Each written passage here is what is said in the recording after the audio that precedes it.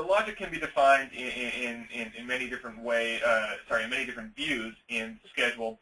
What we're looking at here again is the flow line view.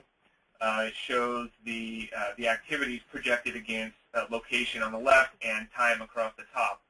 But we do have several other views available that can be helpful and simpler for us to define our logic.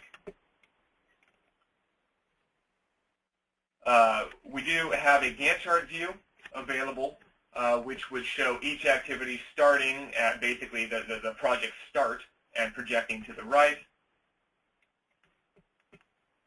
If we expand those, we can see how that overall activity bar is actually split into many different sized or different duration work by location here.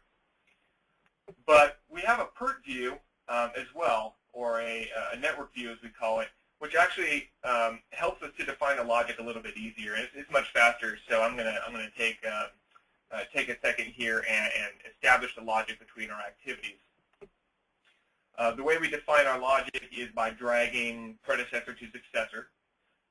So after the shakeout of the, well, actually, let's do it a little bit different way. Let's pull this schedule.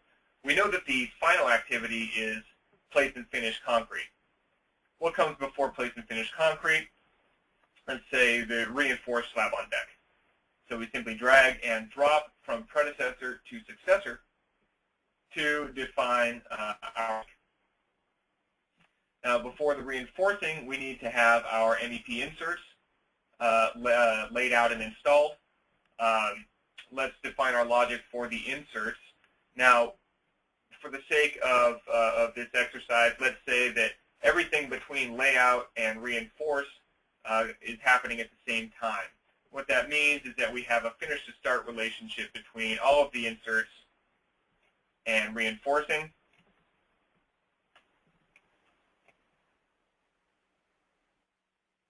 As well as layout and all of the inserts.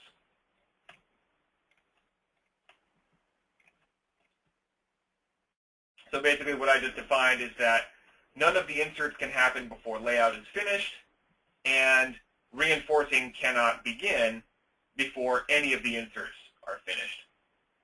So let's just finish pulling the schedule here, and we'll set a predecessor-successor relationship of the let's say the studs and edge form, and then the welding of the metal deck there.